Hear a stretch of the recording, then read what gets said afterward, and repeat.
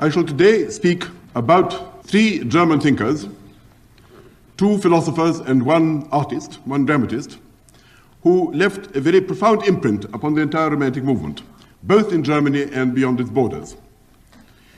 The Romantics of whom I speak today could, I think, justly be called restrained Romantics. Next time I propose to talk about unrestrained Romantics, to whom this movement ultimately led. The nature of things, said Rousseau once, the nature of things does not madden us, only ill will does. This is probably true of the majority of mankind. But there were certain Germans in the 18th century of whom this is plainly false. They were maddened not merely by the ill will of persons, but by the nature of things. One of these certainly was the philosopher Immanuel Kant. Let me try and explain what it is that I wish to say. Kant hated Romanticism. He detested every form of extravagance, fantasy, what he called Schwärmerei, any form of exaggeration, mysticism, vagueness, confusion. Nevertheless, he was justly regarded as one of the fathers of Romanticism, in which there is a certain irony. He was brought up like Hamann and like Herder, both of whom he knew, in a pietist atmosphere. He regarded Hamann as a pathetic and confused mystic, and he disliked Herder's writings for the vast generalizations unsupported by evidence, enormous, great imaginative sweeps, which he regarded on the whole as an offense against reason. Kant was an admirer of the sciences. He had a precise and extremely lucid mind. He wrote obscurely but seldom imprecisely. He was a distinguished scientist himself. He was a distinguished cosmologist. He believed in scientific principles perhaps more deeply than in any others. He regarded it as his life's task to explain the foundations of scientific logic and scientific method. He disliked everything that was rhapsodical or confused in any respect. He liked logic and he liked rigor. He, on the whole, regarded those who objected to these qualities as simply mentally indolent.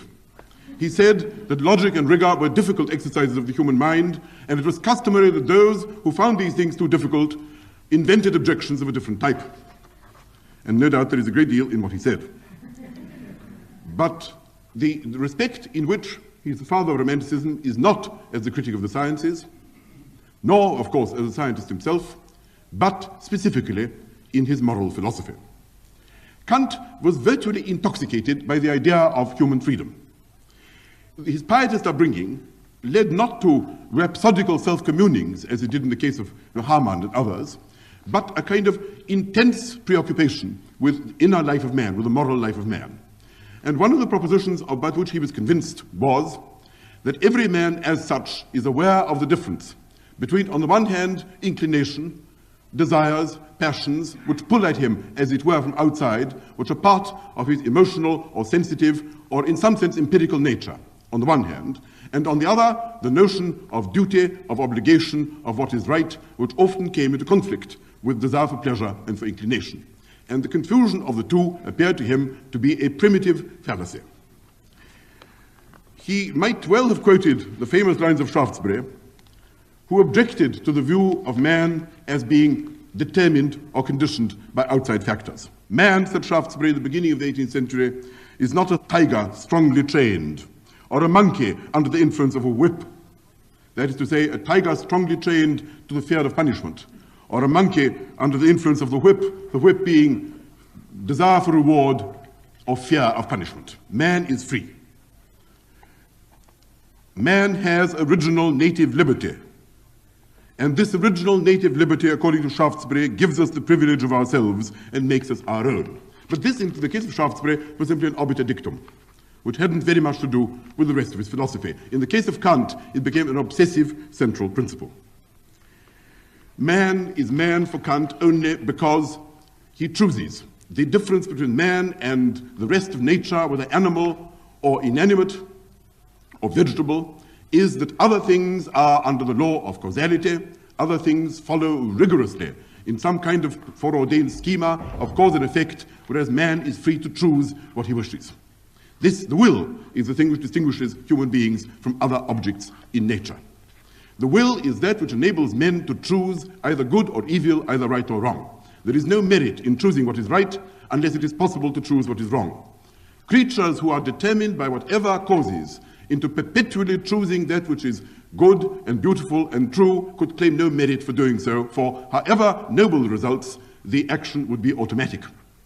And therefore he supposed that the whole notion of moral merit, the whole notion of moral desert, the whole notion which is entailed in the fact that we praise and we blame, that we consider that human beings are to be congratulated or condemned for acting in this or that way, presupposes the fact that they are able freely to choose.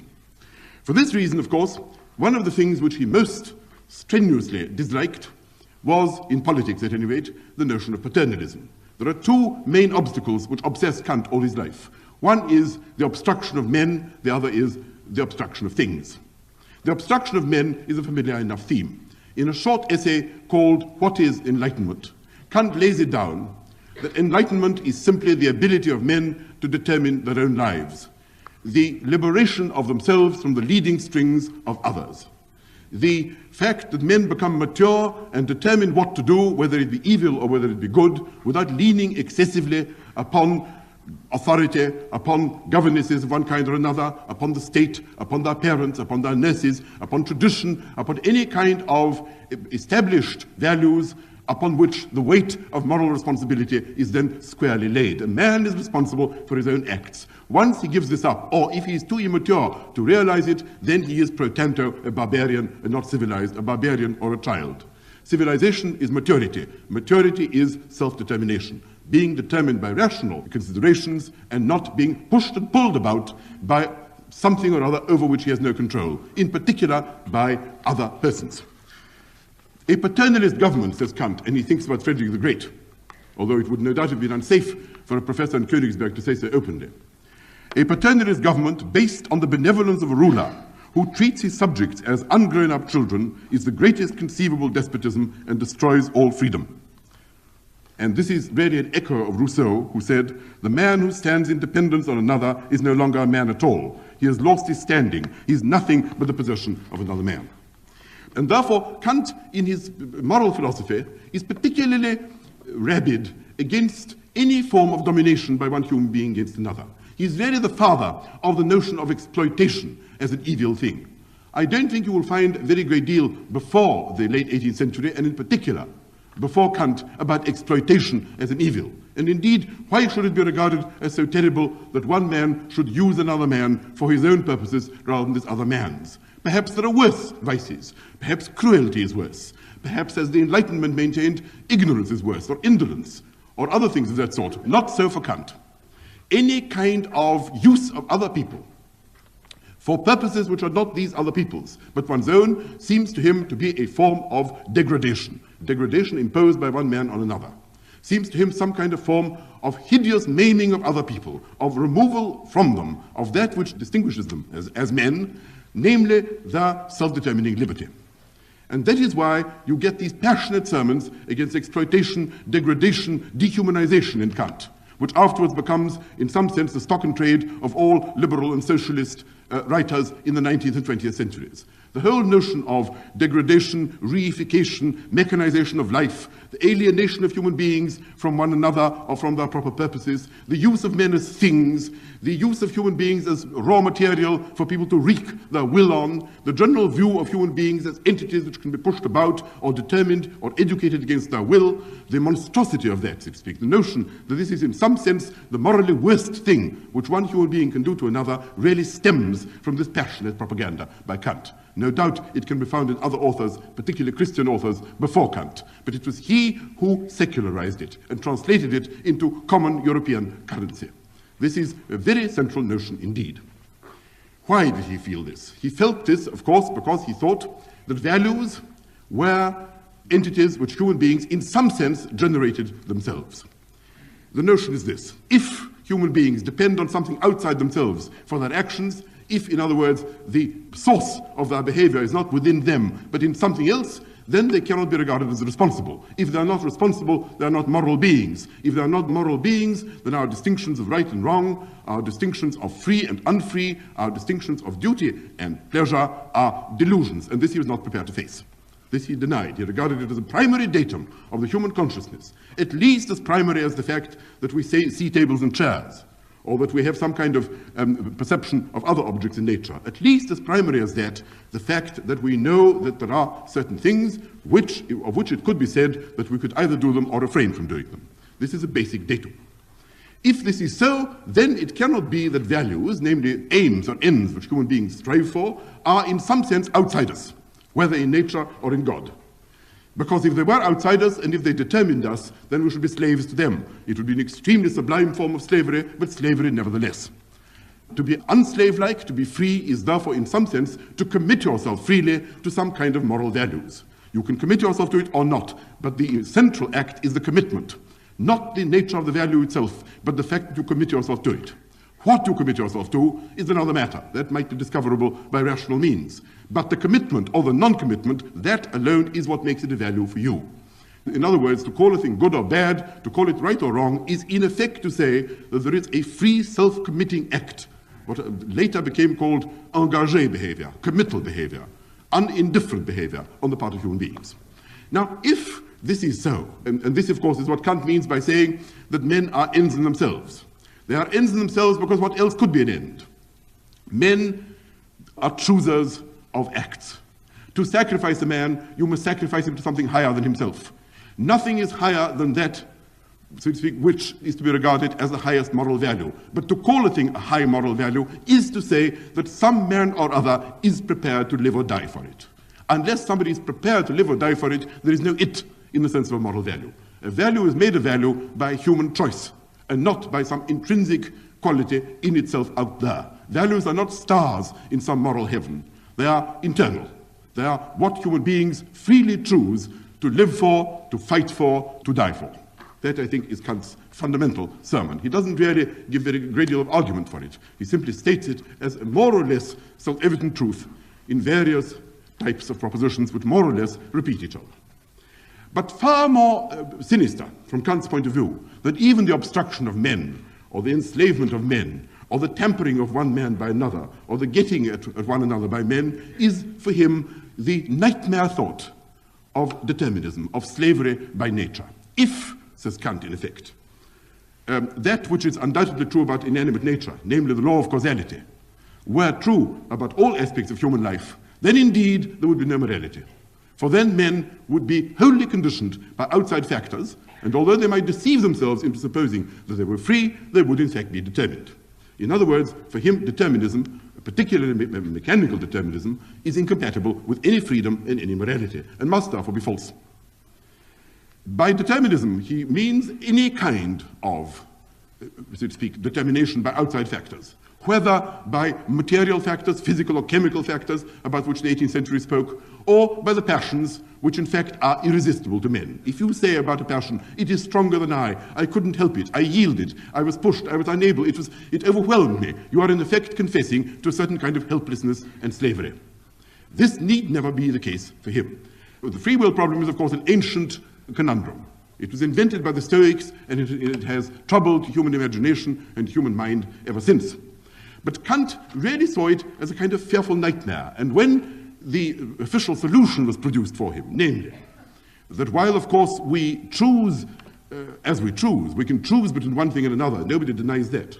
But the object for our choice, and the fact that we are likely to choose in the way in which we shall choose, is determined. In other words, that if there are alternatives, it is, of course, possible to do either one or the other. But the fact that we are placed in a situation where these are the alternatives, and in fact, more than that our will in fact be determined in a certain direction, so that we do what we will, but our will itself is not free, that Kant called a miserable subterfuge, which should not be able to take in anybody. Consequently, he cut off all possible routes of escape, all the official routes of escape which other philosophers, frightened by the same dilemma, had provided. And indeed this problem, although it was particularly acute for Kant, then proceeded to dominate European thought and indeed to some extent European action ever since. It's a problem which obsesses the 19th century. It's a problem which obsesses both philosophers and historians in the 19th and indeed in our own century too. It is a problem which has come out with peculiar acuteness in various forms today, for example, in the forms of arguments between historians about the relative roles of individuals in history and vast impersonal forces. social or economic or psychological. It has come out in the form of various types of political theory, those who believe that men are, for example, determined by their objective position in a structure, say the class structure, and those who believe that men are not determined, or at any rate not wholly so determined. It comes out in legal theory between people who think that crime is in some sense a disease and should be cured by medical means because it is something for which the criminal is not responsible, as opposed to those who believe that the criminal can choose what to do, and therefore to cure him or to use medical treatment of him is in some sense an insult to his inborn human dignity. This was certainly the view taken by Kant. He believed in retributive punishment. He believed in retributive punishment, which is today regarded as a retrograde point of view, and perhaps may indeed be it, because he thought that a man would prefer to go to prison to going to a hospital. Because he thought that if a man did something and he was blamed for it, severely blamed for it, or even punished for it, because he might have avoided it, this in some sense presupposed that he was a human being with a power of choice, even though he may have chosen what was evil, rather than treating him as in some sense conditioned by forces over which he had no control, say the unconscious, say the environment, say the treatment of him by his parents, or 1,000 other factors which had rendered him incapable of acting in some other way, say ignorance, say physical disease of some kind. That this, on the whole, in some sense was a deeper insult to him, inasmuch as it treated him in some sense as an animal or a thing rather than as a human being. And Kant is very passionate on this point. I wish to bring out, so to speak, the full flavor of his views. He says, for him, generosity, for example, is a vice. Because generosity is, so to speak, ultimately a form of condescension and patronage. It's ultimately what the haves give to the have-nots. In a world which was just, generosity would not be required. Pity and compassion appear to Kant to be detestable qualities. He would rather be ignored, he would rather be insulted, he would rather be badly treated than pitied, because pity entails a certain superiority on the part of the pitier for him who is pitied, and this superiority Kant stoutly denied. All men are equal, all men can determine themselves, and if one man pities another, he thereby reduces him, in some sense, to an animal or a thing, or at any rate to a pitiable or pitiful object. And this, for Kant, was a most fearful insult to human dignity and human morality. That was Kant's moral view. Now, the thing which frightened him was this notion of the external world as a kind of treadmill. And he says, if Spinoza is right, and if the determinists of the 18th century are right, for example, Helvetius, or for example, Holbach, or the scientists, and a man is simply an object in nature, simply a mass of flesh and bones and blood and nerves, who is acted upon by external forces exactly as animals and objects are, then a man, as he says, is nothing but a turned spit. He moves, but not through his own volition. Man is nothing but a clock. He is set, he ticks, but he doesn't set himself. And this kind of freedom is no freedom at all and has no moral value of any kind. Consequently, total denial of determinism and enormous emphasis upon the human will. This is what he calls autonomy. And being pulled and pushed about by external factors, whether they be physical or emotional, he calls heteronomy. That is to say, the laws, the sources of which are outside the human being. Now, this entails a new and somewhat revolutionary view of nature, which again becomes an extremely central factor in the European consciousness.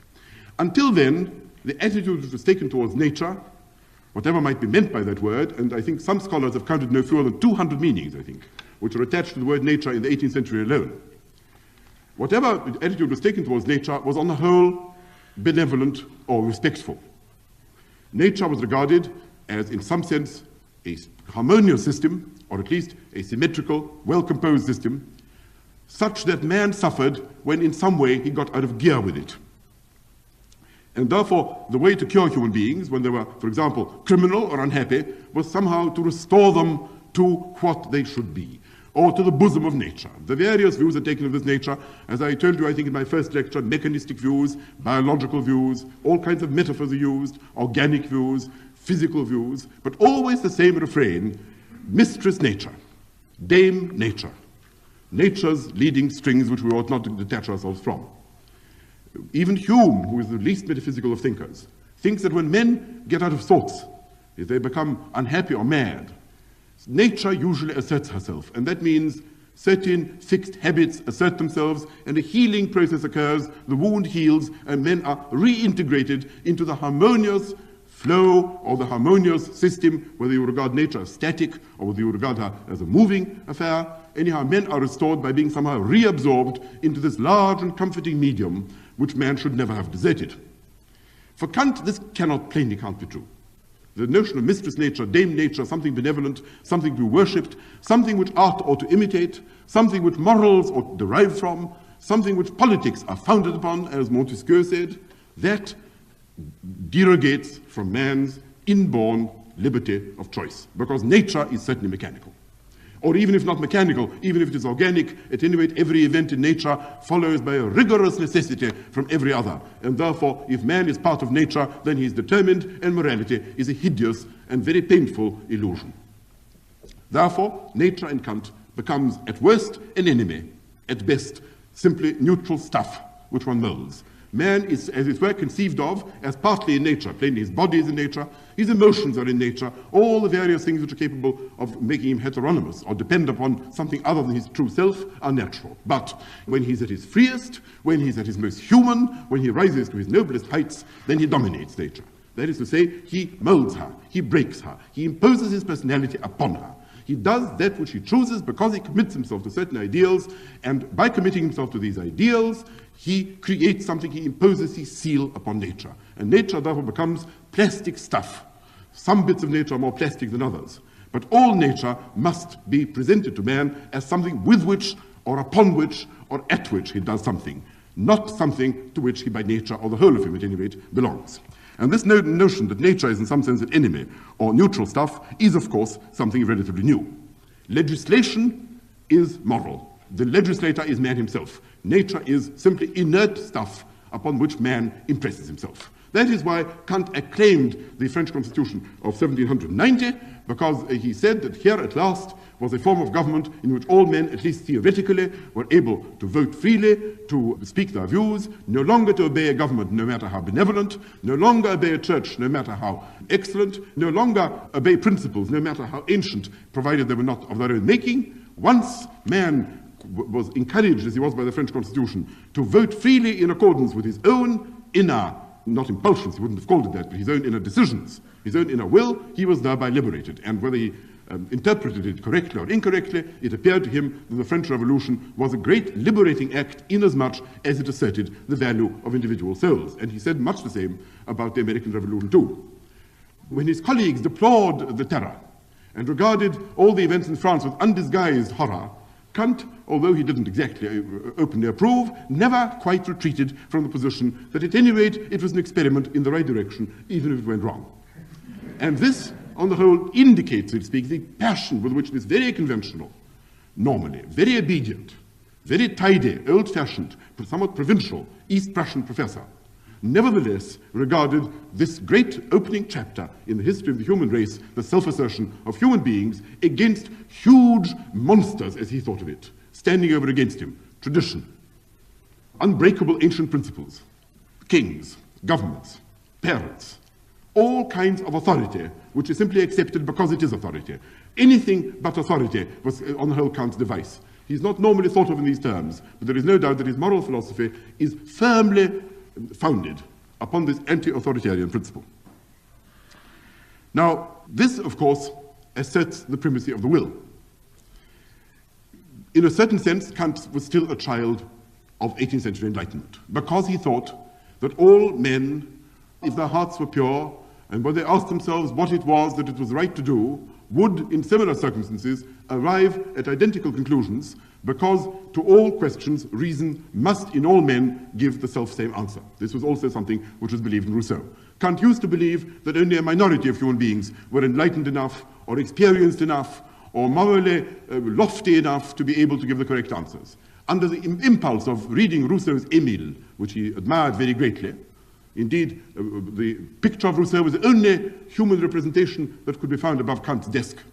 He believed that all men were capable of this. Any man, whatever else he might lack, he might be ignorant, he might know no chemistry, he might know no logic, he might know no history, but any man was capable of discovering rational answers to the question, how shall I behave? And all rational answers must of necessity coincide.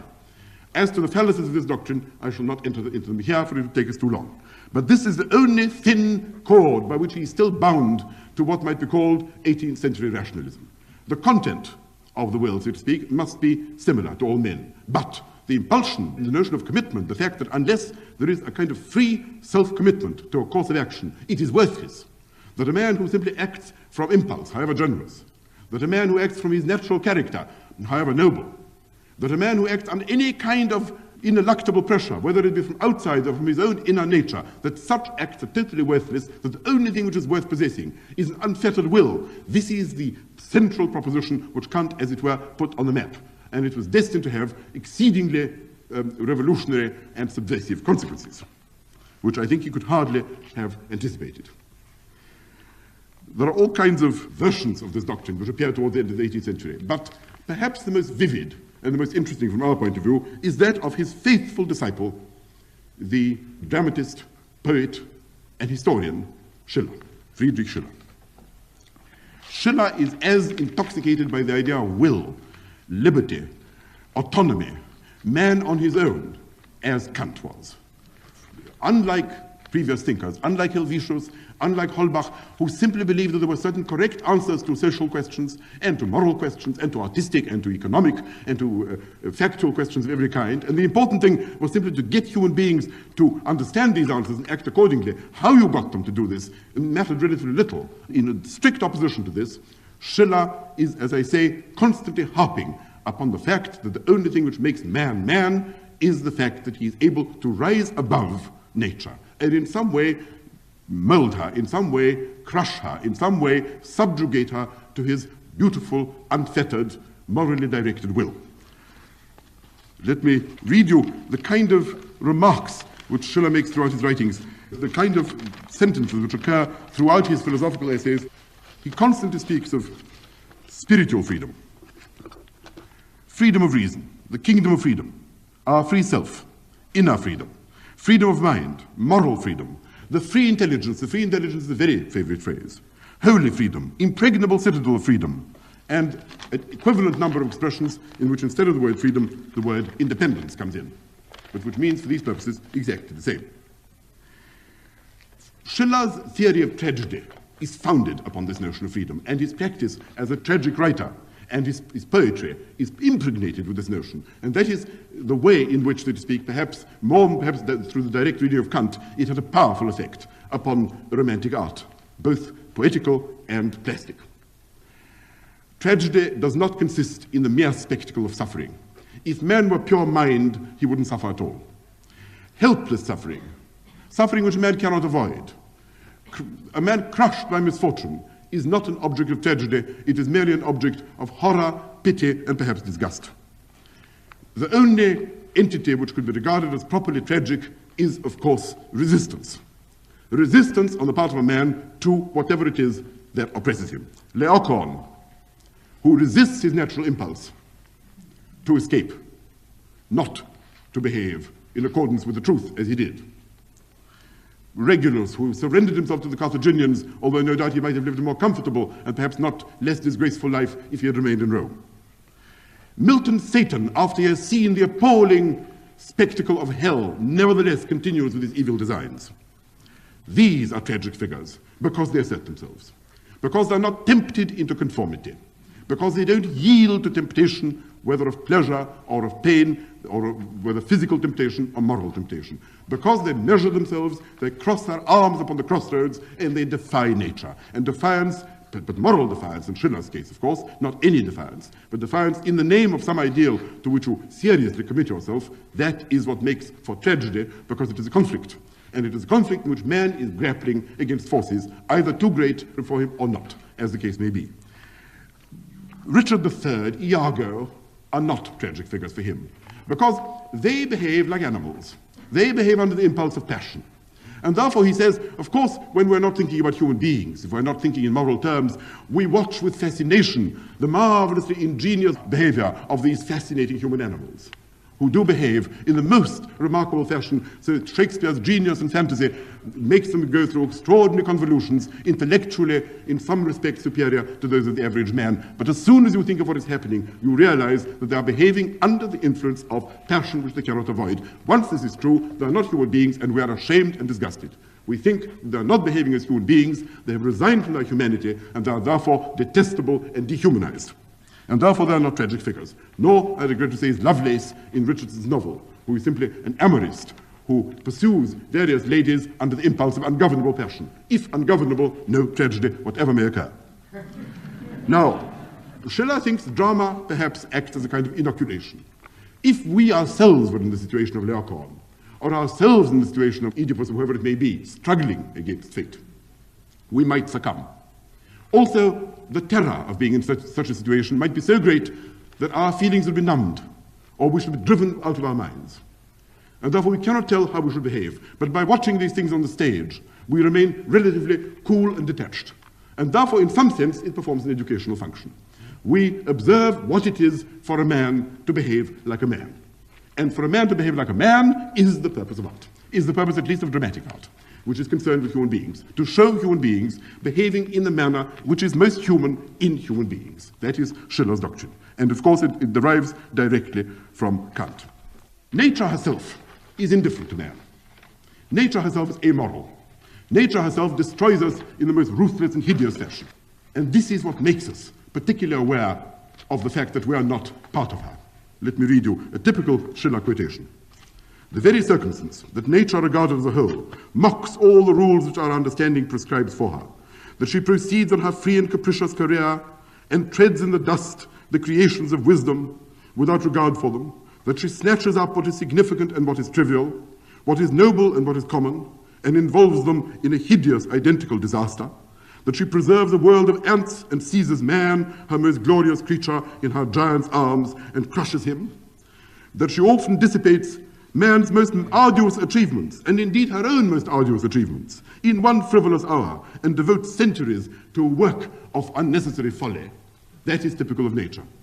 So much the better. We welcome this. We welcome it not because we suffer. We welcome it because it underlines and emphasizes and brings out the fact that this is nature and not art. This is nature and not man. This is nature and not morality.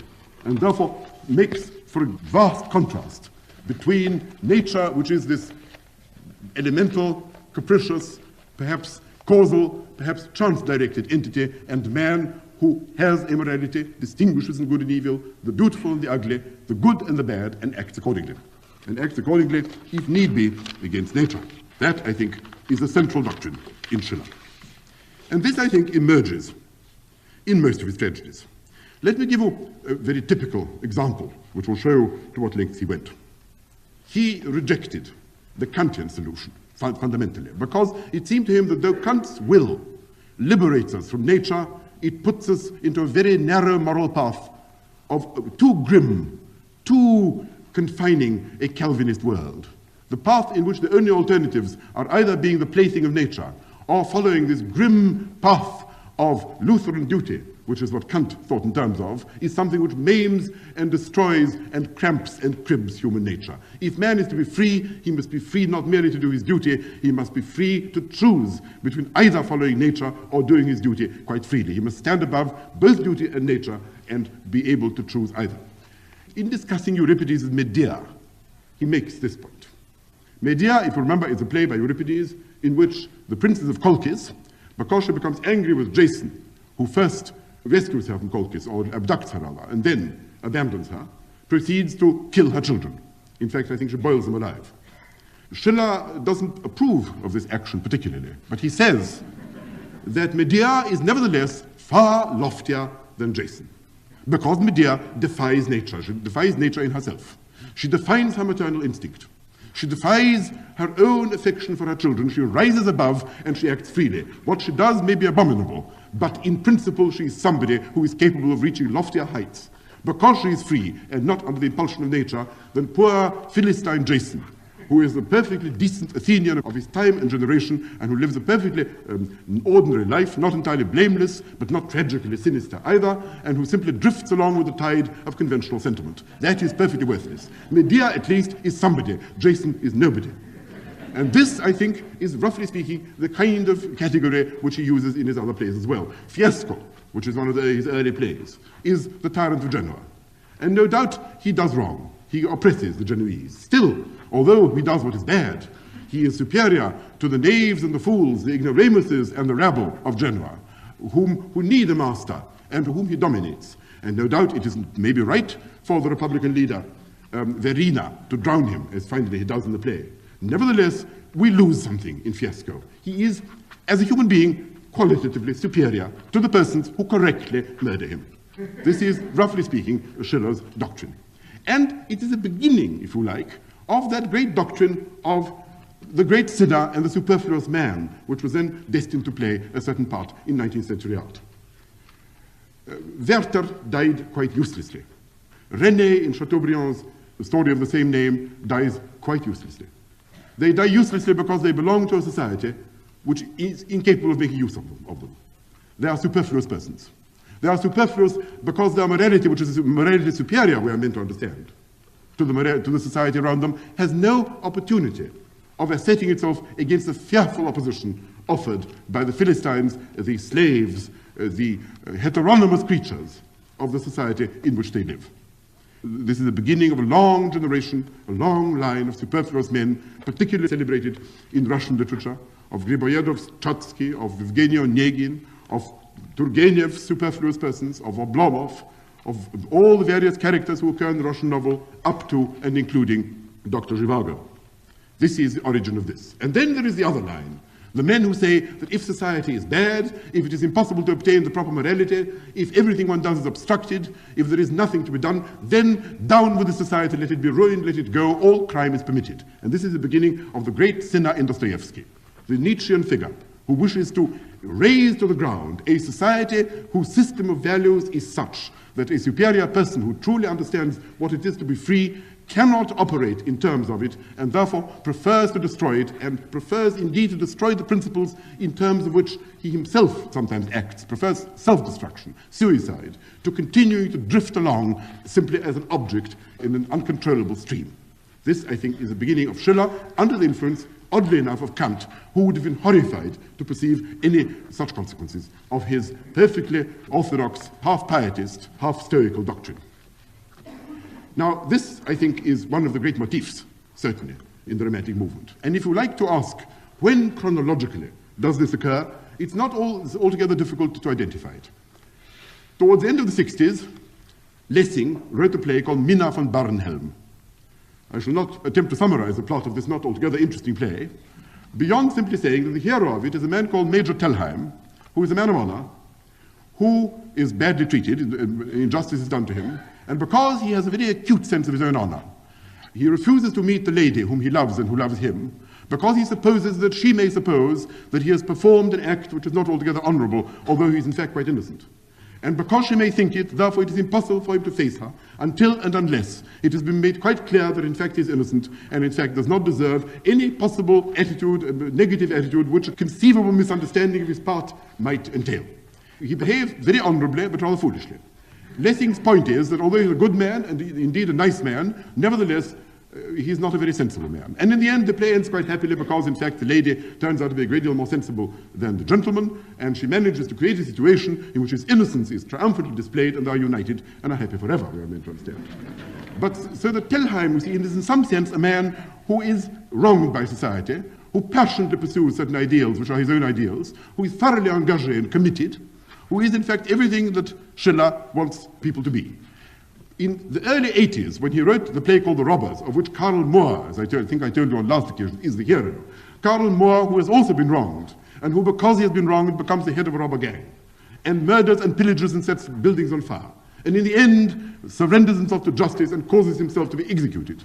Karl Moor is the same Major Telheim promoted to heroic status. And therefore, if you wish to know when is the moment at which the romantic hero genuinely emerges, he emerges, at least in Germany, which seems to me to be the motherland of this figure. He emerges somewhere between the end of the 60s and the beginning of the 80s. For what sociological reasons, I shall not attempt to explain. I shall at any rate volunteer no explanation. At any rate, this is it. In Molière, in the Misanthrope, for example, Alceste is somebody who is bitterly disappointed by the world, who cannot abide, cannot adjust himself to its false and trivial and repulsive values. But he is not the hero of the play. There are more sensible persons in Molière's play who ultimately try and bring him to his senses and do. He's not detestable, he's not contemptible. But he's not the hero, he is, if anything, faintly comical. So is Telheim, faintly comical, disarming, agreeable, amiable, morally attractive, but faintly ridiculous. By 1780, he's not faintly ridiculous, he's satanic. And this, I think, is the change. This is the great break between what might be called the rationalist or the enlightened tradition, or the tradition of the fact that there is a nature of things which must be learnt, which must be understood, which must be known, and to which people must adjust themselves at the cost of either suffering or making fools of themselves, between that tradition and the tradition where, on the contrary, man commits himself to the values to which he commits himself and perishes, if need be, in their defense heroically. In other words, the notion of martyrdom and heroism as somehow a quality to be worshipped for its own sake emerges, seems to me to emerge, about then. Schiller's fundamental view, I think, is that man goes through three stages. First, what he calls the Notstaat. That is to say, the state which is governed by necessity, where there is a thing called the Stoffdrang. The Stoffdrang is stuff drive, is the literal translation. That means driven by, drive in the modern psychological sense, driven by the nature of matter. This is a kind of Hobbesian jungle in which human beings collide with each other, in which they are possessed by passions and by desires, in which they have no ideals, in which they simply collide with each other and where it is necessary somehow to separate them from each other. And this is a state which he calls savage. Then there is a state which is not savage, but on the contrary, which is where men, in order to improve their condition, adopt very rigid principles. But it is possible to make out of these principles also a kind of fetish. And that is what he calls the barbarian state, interestingly enough. Savage for him is somebody driven by passions which he cannot master. Barbarians are people who worship idols, for example, absolute principles, which they also worship without knowing why, because they're taboos, because they're laid down, because they're a decalogue, because somebody tells them, because they proceed from a source of dark and unquestionable authority. That, I think, is what he calls barbarism. Then there is a synthesis of this, which is neither the Notstaat on the one hand, nor the Vernunftstaat, which is the second one, which is the rational state, which is not enough, which is only Kant, which is only commandments. There is the third condition towards which Schiller aspires. Like all writers, idealists of his time, Schiller imagines that once upon a time there was a marvelous human unity. Once upon a time there was a golden age when passion was not divided from reason and liberty was not divided from necessity. And then something appalling happened. Culture occurred, rather on the lines of Rousseau. And as a result of this, ungovernable desires, jealousies, envies, men divided against other men, men divided against themselves, fraud, misery, alienation. How are we to get back to this original state without lapsing into some kind of innocence or childishness, which is plainly neither feasible nor desirable? This must be done, according to Schiller, by means of art, liberation by art. What is this liberation by art? He speaks about the Spieltrieb. Spieltrieb means play drive. He says that the only way in which human beings can liberate themselves is by adopting the attitude of players. People, games, players. What does he mean? Because art for him is a form of play. And he explains that the difficulty for him is to reconcile, on the one hand, the necessities of nature, which cannot be avoided, and which certainly cause distress. And on the other hand, these rigorous commandments, which narrow and contract life. And the only way to do that is by placing ourselves in the position of people who freely imagine and freely invent. If we are children at play, to take the very simplest instance, although it isn't Schiller's instance, if we are children at play, we can imagine ourselves to be Red Indians, and if we imagine ourselves to be Red Indians, we are, for these purposes, Red Indians.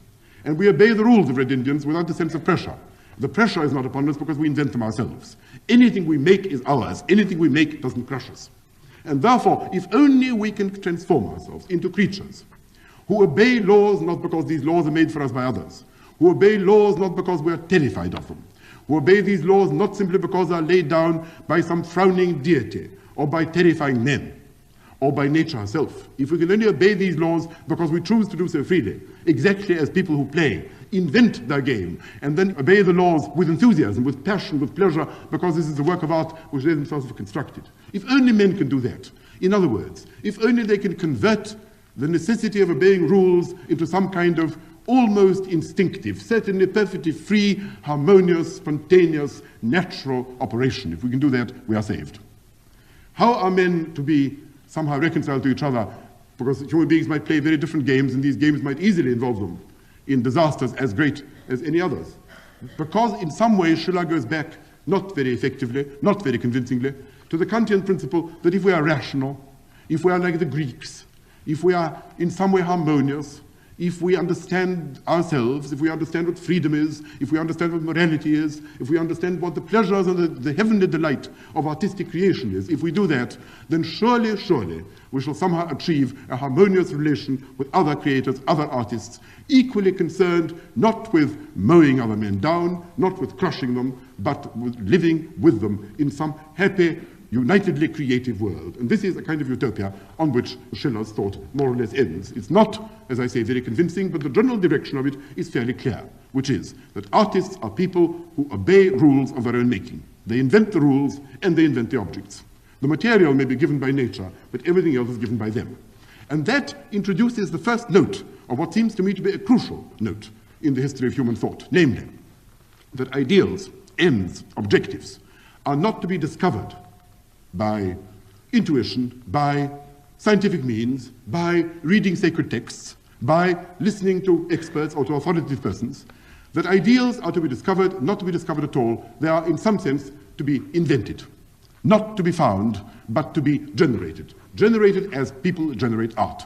Birds, says Schiller, inspire us because we think, however falsely, that they dominate gravity, they fly, which we cannot do. A vase is something which inspires us because in some way it is a triumph over brute matter. Triumph, if you like, of form, but a freely invented form, not of these rigorous forms which Calvinists and Lutherans and other religions or other secular tyrannies have imposed. Hence, this passion for invented forms, ideals which men make. Once upon a time, we were integral, we were Greeks. This is the great myth of the Greeks, which is historically no doubt quite false. We were children playing in the sunlight and didn't distinguish between necessity and freedom, between passion and reason. And this was a happy and innocent time, but this time is past. We cannot do this, and therefore, because life doesn't offer us these things, because what we discover in the universe is nothing but a grim causal treadmill, we must invent our own ideals. And these ideals, because they're invented, are in some sense in opposition to nature. In some sense not part of her, but directed against her. And therefore, idealism, the invention of ends, is in some sense a break with nature. And our task is so to subjugate nature, to do that with nature which makes our very nature follow our ideal in some beautiful and frictionless manner. There he leaves it. And that, so to speak, is the heritage of Schiller, which afterwards entered very deeply into the souls of romantics who abandoned the notion of harmony, who abandoned the notion of reason, and who became, as I said at the beginning of this lecture, somewhat more unbridled. The third thinker, about whom I must say a word, is the thinker Fichte, who was a philosopher and a disciple of Kant, and who's also, to some degree, added to this particular notion of freedom a particularly passionate exposition of it. Let me read you something by him, and you will see the kind of thing. At the mere mention of the name freedom, says Fichte, my heart opens and flowers, while at the word necessity, it contracts painfully. This shows temperamentally the kind of person he was. And indeed, he said, a man's philosophy is as his nature, not his nature as his philosophy. Hegel talked about Fichte's tendency to feel gloom, horror, abhorrence at the mere thought of the eternal laws of nature and their strict necessity. There are people, temperamentally, who are depressed by the thought of the hideous order, the unbreakable symmetry, the inescapable kind of world in which everything follows everything else in some unbreakable, orderly, totally unalterable way. And certainly Fichte belonged to these. Fichte's contribution to the particular, to what might be called romantic thought, consists in this. He says, if you are simply a contemplative being and ask for the answers to, for example, to what to do or how to live in the realm of knowledge, you will never discover an answer. You will never discover an answer simply because knowledge always presupposes some larger knowledge. You arrive at a proposition and you ask for the authority, and then some other knowledge, some other proposition is brought in order to validate the first one. And then that proposition in turn needs validation, and some wider generalization is needed for the purpose of bolstering up the earlier, and so on ad infinitum. And therefore there is no end to this search. And we simply end with a Spinozist system, which at best is simply a rigid, logical unity in which there is no room for movement. This is not true, says Fichte. Our lives do not depend upon contemplative knowledge. Life doesn't begin with disinterested contemplation of nature or of objects. Life begins with action. Knowledge is an instrument, as afterwards William James and Bergson and many others were to repeat. Knowledge is simply an instrument provided by nature for the purpose of effective life, of action. Knowledge is knowing how to get on, knowing what to do, knowing how to be, knowing how to adapt things to our use, knowing, in other words, so to speak, how to live and what to do in order not to perish in some semi-instinctive fashion. And this knowledge, which is the acceptance of certain things in the world, willy-nilly, because we can't help it, because it is presupposed in the biological urge, in the necessity of living, this is for Fichte a kind of act of faith. We do not act because we know, he says. I quote him. We know because we are called upon to act. Knowledge is not a passive state. External nature impinges upon us and stops us and is clay for our creation. We have freedom again. Then he makes an important proposition. Things are what they are, not because they are what they are, but because I make them so. Things depend upon the way in which I treat them, what I need them for. It is a kind of early but extremely far-going pragmatism. Food is not what I hunger for. It is made food by my hunger, he says.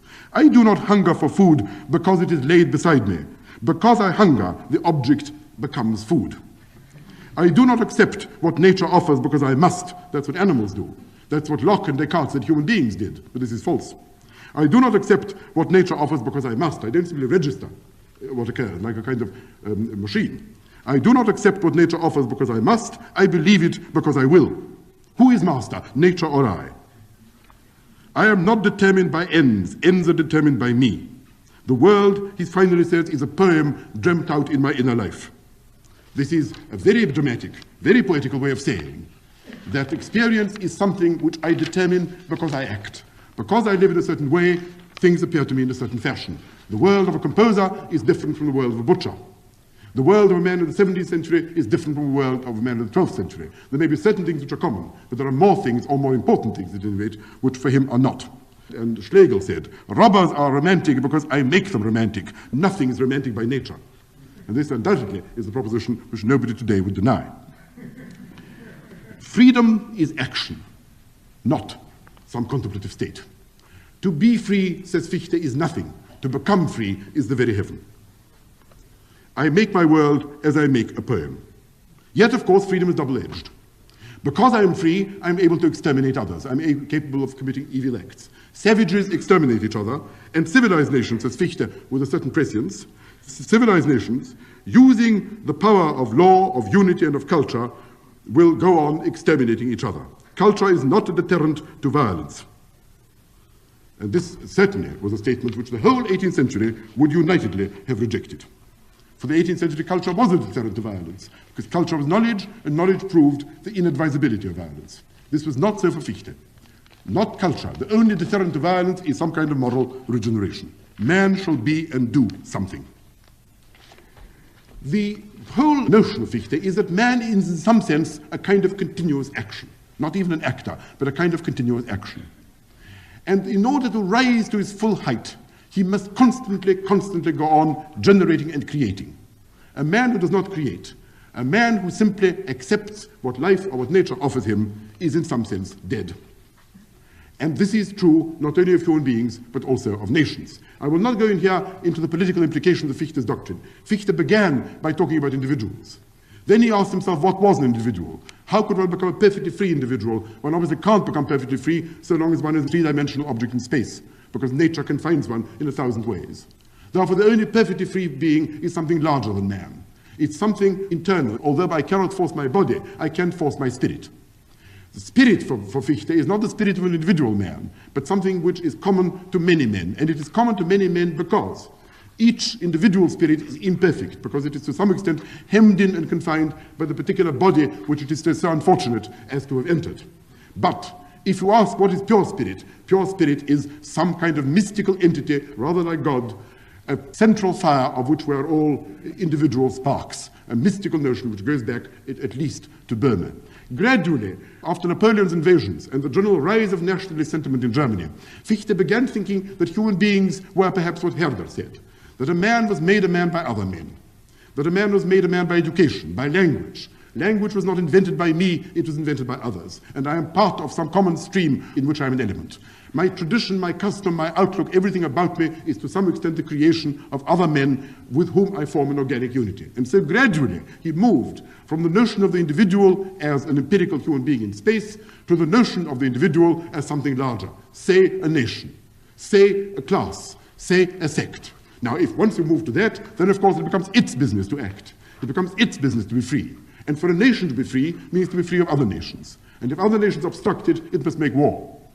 And so Fichte ends as a kind of rabid German patriot and nationalist who says, the world cannot be half slave and half free. If we are a free nation, if we are a great creator, engaged upon creating those great values which in fact history has imposed upon us, because we happen not to have been corrupted by the great decadence which has fallen upon the Latin nations.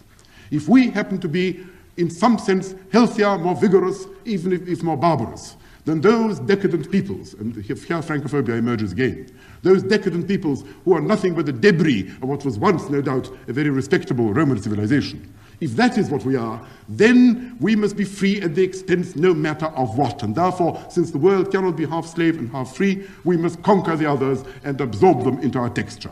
To be free is to be free of obstacles. To be free is to make free with.